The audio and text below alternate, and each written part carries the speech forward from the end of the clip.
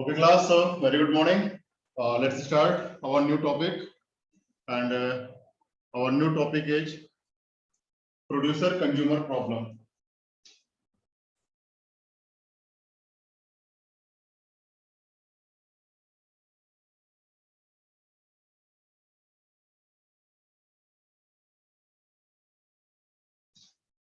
In last class, we have discussed about dining philosopher problem.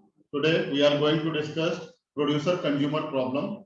So, before starting the producer-consumer problem, suppose class, I'm audible now.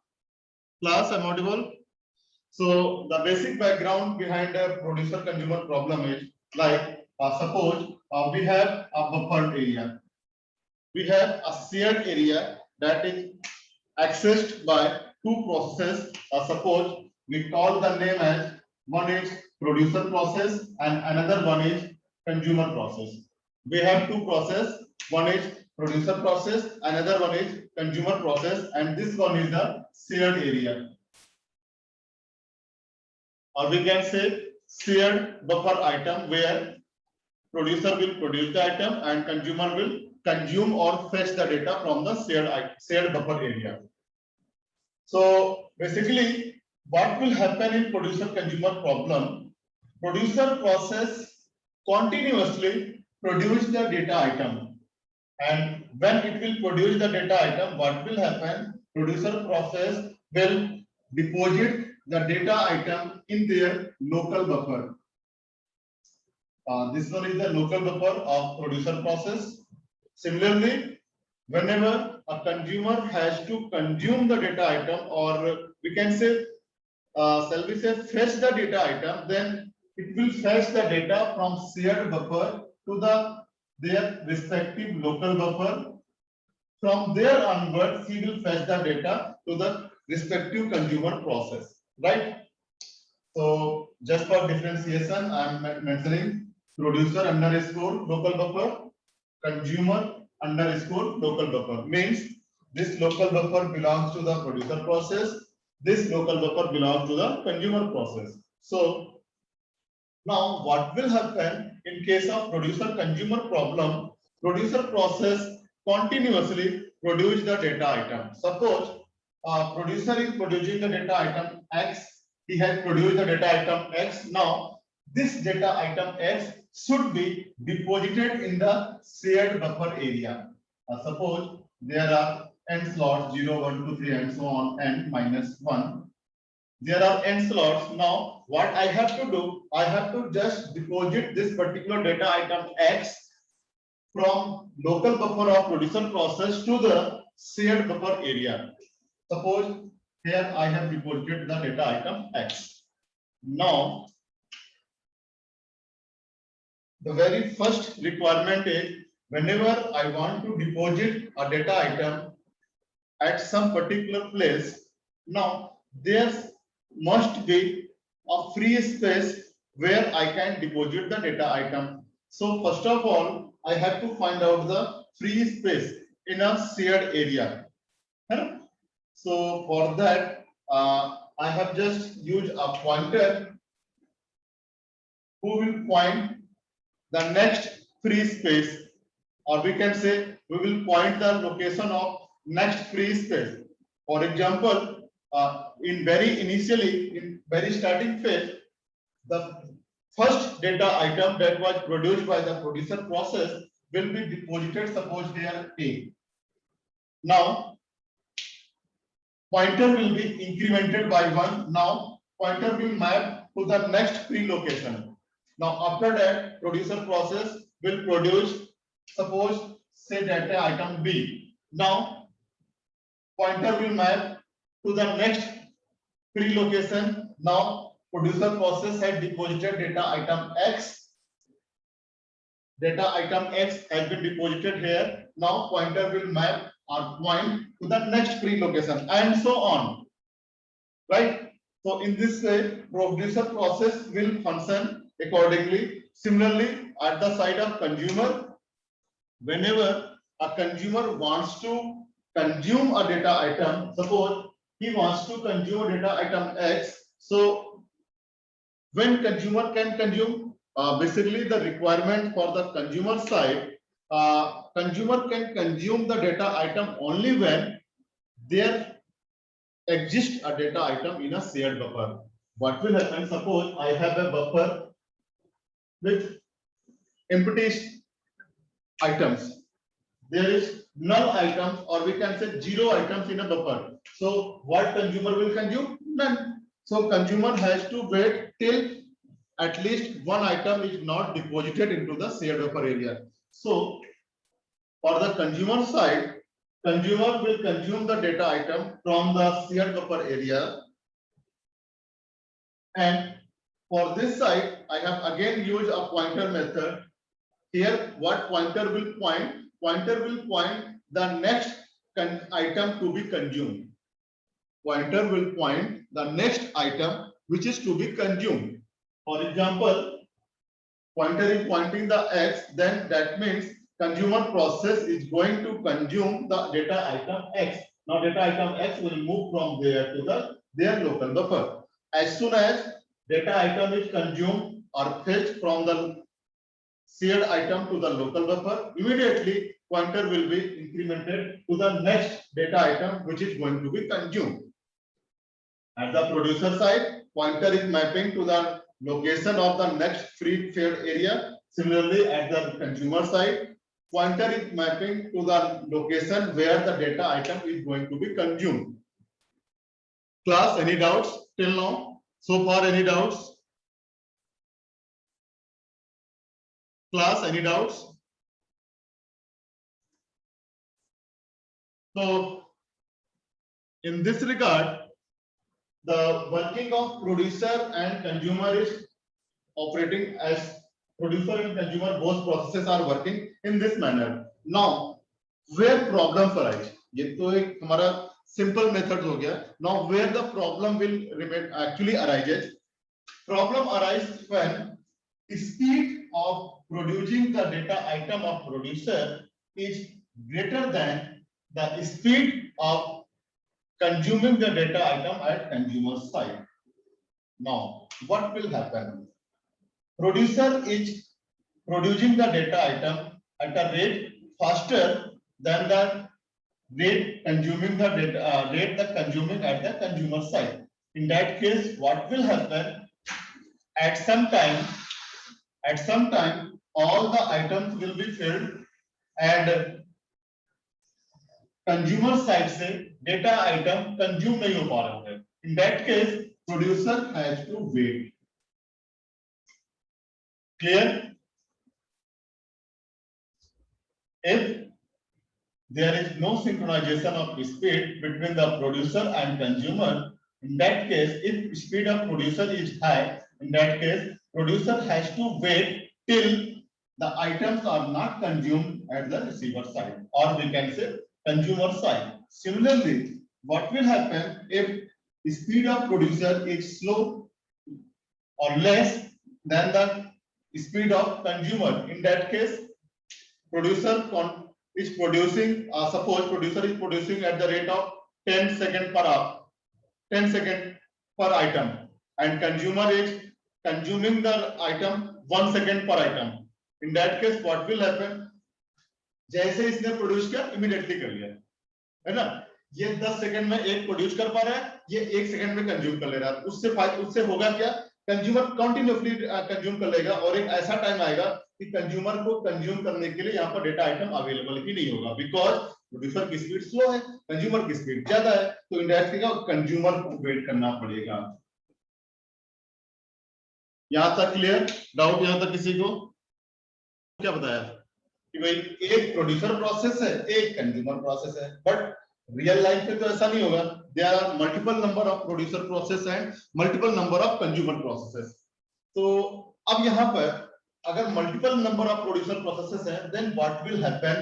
It might be possible. मैं थोड़ा सा shared area को भी रब कर देता हूँ ताकि ज्यादा अच्छे से समझा पाऊँ. ये मेरा शेयर्ड एरिया है, ये मेरे उसके स्लॉट्स हैं, ठीक है.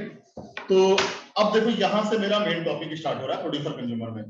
मान लो प्रोड्यूसर साइड से एक डेटा आइटम एक्स प्रोड्यूस हुआ, अब मुझे इस डेटा आइटम एक्स को यहां कहीं पर डिपॉजिट करना है। तो डिपॉजिट करने से पहले सबसे पहली टास्क क्या होगी, फाइंड द फ्री स्लॉट।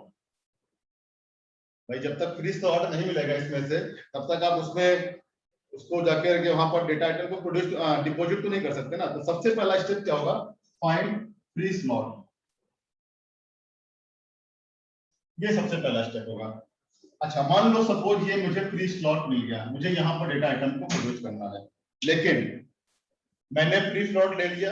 अब मेरे फ्री स्लॉट हमने ले लिया, कोई दूसरा प्रोड्यूसर प्रोसेस, मान लो ये P1 था, ये कोई दूसरा प्रोसेस P2 आया। जब तक मैं डेटा आइटम को यहाँ पर डिपॉजिट करता करता, तब तक एक दूसरा प्रोसेस आया, उसने डिपॉजिट कर दिया। Now what will happen, free slot हमने ढूंढा, डेटा आइटम किसी और ने डिपॉजिट कर दिया। तो उसका सॉल्यूशन क्या है, जैसे ही आपको फ्री स्लॉट मिल जाए, उस स्लॉट का म्यूचुअल एक्सक्लूजन अचीव कर लो।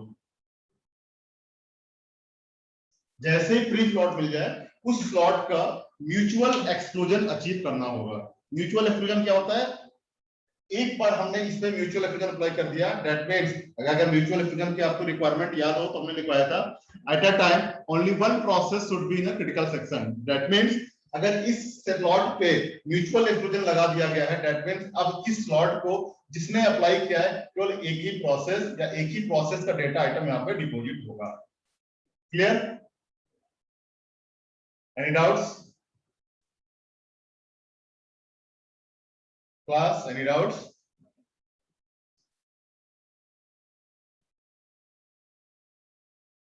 Okay. So हमें फ्री स्लॉट मिल गया, म्यूचुअल एक्सक्लूजन मिल गया, अगला काम क्या होगा, डेटा आइटम को डिपॉजिट कर देना। अभी मैं इसकी एल्गो लिखूंगा, डेटा आइटम को डिपॉजिट कर देना, ठीक है। अब डेटा आइटम को डिपॉजिट करने के बाद अगला काम क्या होगा, भाई देखो हम इसको भी सेमाफोर के थ्रू ही पढ़ेंगे कि सेमाफोर के थ्रू हम इन स्लॉट्स में कैसे म्यूचुअल एक्सक्लूजन को अचीव करते हैं, कैसे सिंक्रोनाइजेशन को अचीव करते हैं। तो उसका तरीका क्या है, सबसे पहले एक सेमाफोर के थ्रू फ्री स्लॉट को फाइंड कर लो। उसका जो स्यूडो कोड होता है, जो उसका सिंटैक्स है, ऐसा होता है, wait m% empty, find the free slot. इसके बाद जो अगला काम होता है म्यूचुअल एक्सक्लूजन अचीव करना, इसके लिए हम क्या कोड लिखते हैं, वेट m% म्यूटेक्स। म्यूटेक्स बोले तो म्यूचुअल एक्सक्लूजन, ठीक है। यानी हमने क्या किया, दो सेमाफोर यूज किए हैं, एक सेमाफोर एम्प्टी, एक सेमाफोर म्यूटेक्स। एम्प्टी सेमाफोर क्या कर रहा है, फ्री स्लॉट को फाइंड आउट कर रहा है। म्यूटेक्स सेमाफोर क्या कर रहा है, जो फ्री स्लॉट मिला है उसमें म्यूचुअल एक्सक्लूजन को अचीव कर रहा है, ठीक है। जब ये दोनों टास्क कंप्लीट हो जाएंगे, दैट मींस मुझे एक ऐसा स्लॉट मिल गया है जिसको सिर्फ और सिर्फ मैं एक्सेस कर सकता हूं और कोई एक्सेस नहीं कर सकता। ऐसी रिक्वायरमेंट आने के बाद अगला काम क्या होगा, हम उस पर्टिकुलर फ्री स्लॉट में डेटा आइटम को डिपॉजिट कर देंगे। क्लियर?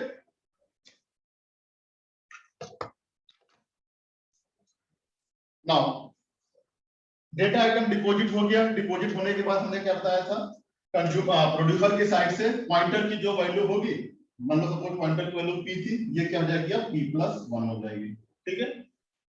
इसके बाद जब भी सेमाफोर यूज करते हैं, जब जब हम वेट को लगाते हैं, सिग्नल को भी लगाना पड़ता है। तो सिग्नल में क्या होगा, सबसे पहला सिग्नल में एक होगा, भाई अगर डेटा आइटम को हमने प्रोड्यूस कर दिया है तो क्या होगा, ये आइटम फुल हो जाएगा, ये स्लॉट फुल हो जाएगा, सिग्नल m% फुल, कि भाई आपका जो एम्प्टी स्लॉट था वो फुल हो गया है।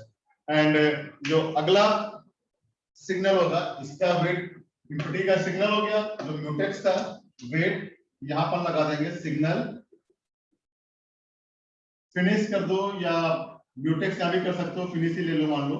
इसका मतलब होता कि एक्सेसिंग ऑफ बफर, जो ये मेरा बफर जिसको आप एक्सेस करने जा रहे थे, जिसका मैंने डेटा को प्रोड्यूस किया था, accessing of buffer has been completed. तो इतना काम होगा प्रोड्यूसर की साइड से। मैं इसकी एल्गो लिखने जा रहा हूं, एल्गो लिख दें या लिखना ही पड़ेगा मेरे ख्याल से, क्योंकि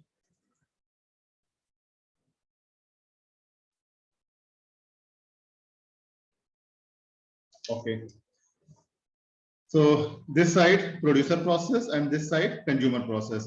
ये प्रोड्यूसर प्रोसेस का लोकल बफर हो गया, बफर P, ये कंज्यूमर प्रोसेस का लोकल बफर हो गया, बफर C, ठीक है। नाउ वर्किंग कैसे होगी?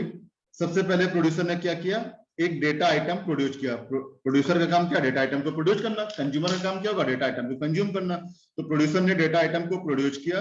Now that data item will go to the local buffer of the producer. Producer के लोकल बफर में गया, क्या, produce a data item in buffer P. ठीक है, अब जो डेटा आइटम प्रोड्यूस हुआ है इसको हमें इस स्लॉट में कहीं ना कहीं रखना है, और इस स्लॉट में रखने के लिए हमें क्या चाहिए, सबसे पहले फ्री स्लॉट चाहिए। तो हमने क्या किया, वेट m% एम्प्टी, चाहे तो कमेंट में आगे लिख लो, इसका मतलब क्या है, request for an empty slot. अगर आप नोट करना चाहो नोट कर लो, इसका मतलब है request for an empty slot. तो यहां से एक रिक्वेस्ट चली गई एम्प्टी स्लॉट के लिए। नाउ इसके बाद अगला क्या है, वेट m% म्यूटेक्स। इसका मतलब है to achieve mutual exclusion of access of buffer. मतलब जो उसको फ्री स्लॉट मिला है रिक्वेस्ट करके ऊपर से, उस पर क्या किया उसने, म्यूचुअल एक्सक्लूजन लगा दिया। सपोज ये फ्री स्लॉट मिला मुझे रिक्वेस्ट करने के बाद, अब इस पे क्या किया हमने, म्यूचुअल एक्सक्लूजन लगा दिया कि इस स्लॉट को मेरे अलावा और कोई दूसरा प्रोसेस इसको एक्सेस ना कर पाए। क्लियर? नाउ थर्ड फेज देखो, buffer p is equal to buffer underscore p, यानी जो आपका लोकल बफर में डेटा आइटम पड़ा हुआ था, डेटा आइटम x सपोज जो लोकल में पड़ा हुआ था, उसको क्या किया है, मेन बफर में डिपॉजिट कर दिया। यानी ये मेरा अगर जो बफर है, ये ले लो बफर p मान लो सपोज, तो बफर अंडरस्कोर p यानी कि ये लोकल बफर के कंटेंट को मेन बफर में डिपॉजिट कर दिया। ये थर्ड लाइन, ठीक है। नाउ थर्ड लाइन, इसमें चाहो तो कमेंट में लिख लेना, deposit A data item in buffer, deposit a data item in buffer. ठीक है,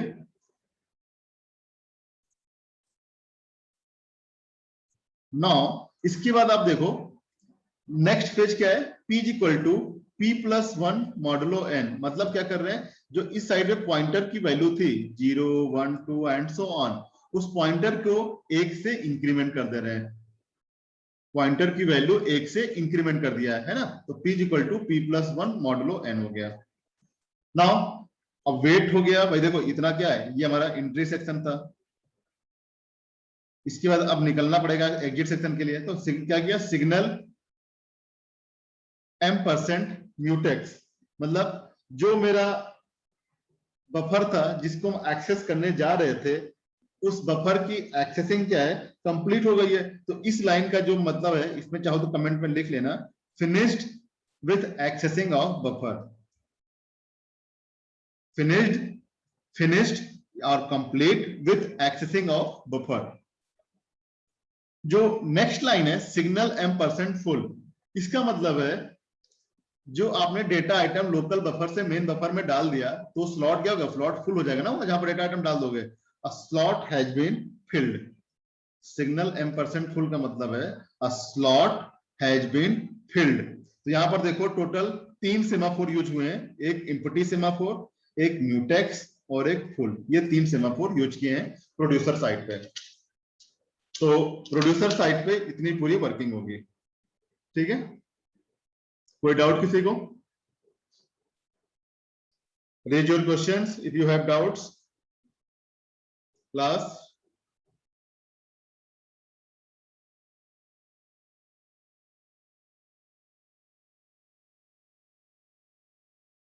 Class, raise your questions if you have doubts.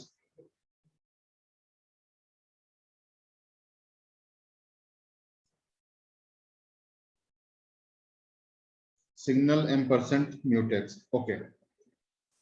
Look, signal m% mutex का मतलब ये है कि सपोज मान लो मैं एक एग्जांपल लेता हूं, ये मेरा तुमने स्लॉट की रिक्वेस्ट की थी, ये मुझे फ्री स्लॉट मिला था, और इस फ्री स्लॉट पे हमने डेटा आइटम को प्रोड्यूस कर दिया, डेटा आइटम को डिपॉजिट कर दिया। अब डिपॉजिट करने के बाद भाई, अब इस पे जो हमने म्यूचुअल एक्सक्लूजन लगाया था, उस म्यूचुअल एक्सक्लूजन की मेरी एक्सेसिंग तो खत्म हो गई ना। तो यहां पर इस सिग्नल m% म्यूटेक्स का मतलब है कि हमें जो ये स्लॉट था उसकी एक्सेसिंग कंप्लीट हो चुकी है, यानी finished with accessing of buffer. हमें जो इस बफर को एक्सेस करना था, उस पर जो भी वर्किंग करनी थी वो सारी वर्किंग में कंप्लीट कर चुका हूं। यानी मेरा जो डेटा आइटम को डिपॉजिट करना था, वो डेटा आइटम को डिपॉजिट कर चुका हूं।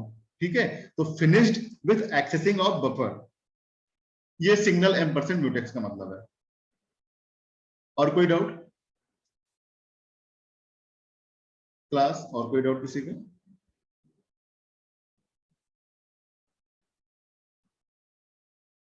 थोड़ा सा एक्टिव रहा करिए, चैट बॉक्स को यूज करते रहिए।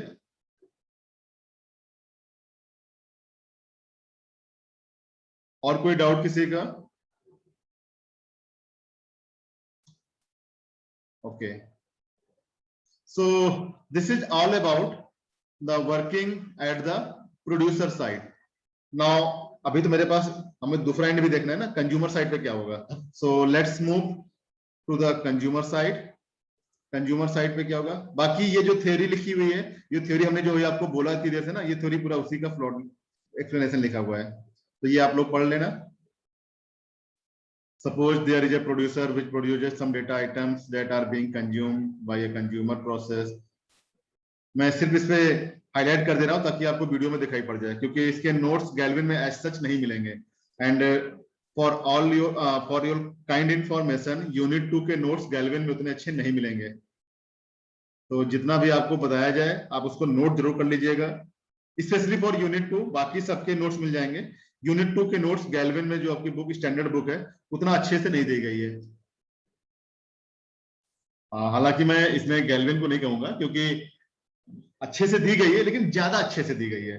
तो वो मतलब ये यू कैन से कि ग्रेजुएशन लेवल से ऊपर के कॉन्सेप्ट लिखे हुए हैं उसमें। तो it sometime it will be difficult for you to understand what actually they are talking and what actually they are trying to say. So it's better कि यूनिट 2 में आप, हम जो भी आपको नोट्स या टॉपिक शेयर कर रहे हैं उसको एक बार आप गो थ्रू कर लो और उसको देखते रहो, है ना। ये इसकी थ्योरी है, आप देख लेना इसको।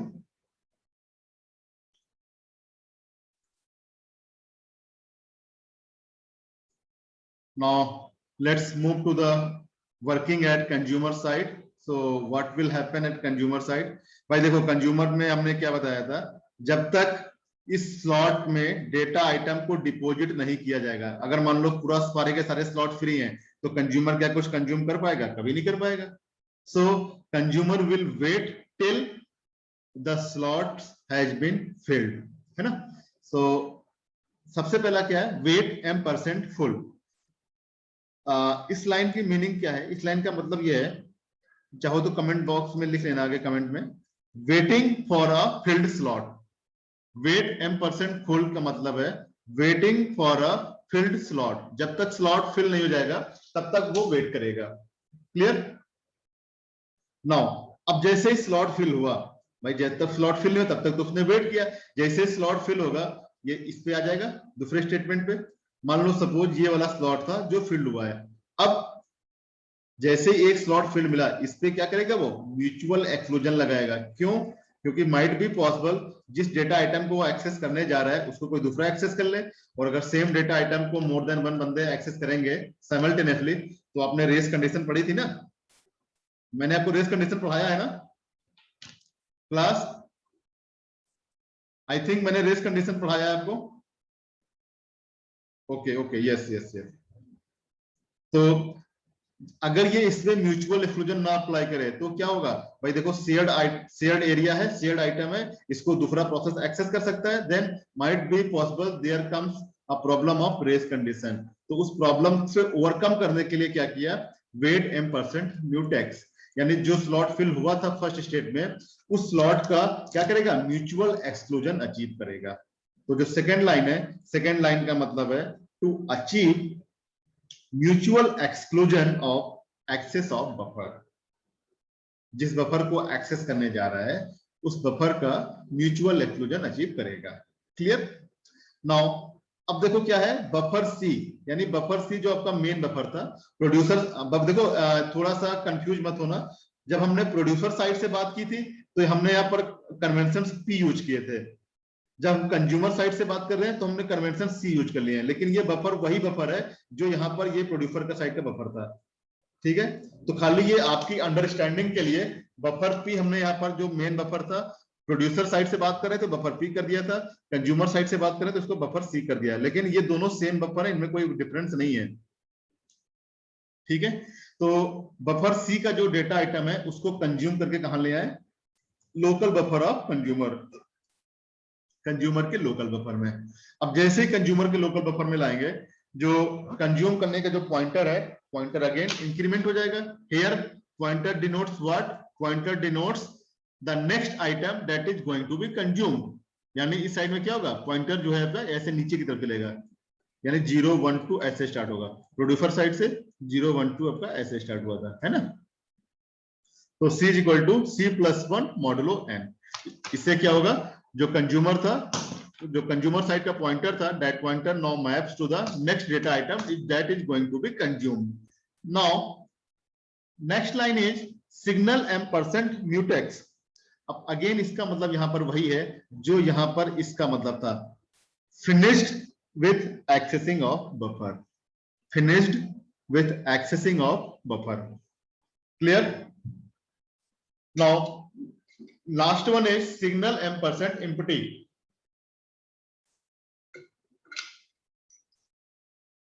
सिग्नल m% empty का जो मीनिंग होगा that will be, भाई देखो जब स्लॉट को डेटा आइटम को डिपॉजिट करते थे तो क्या होता, स्लॉट फिल हो जाता था।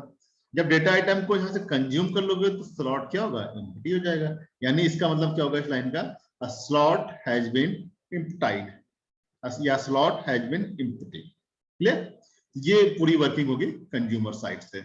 ये हमारा था प्रोड्यूसर साइड से, this one is about the consumer side.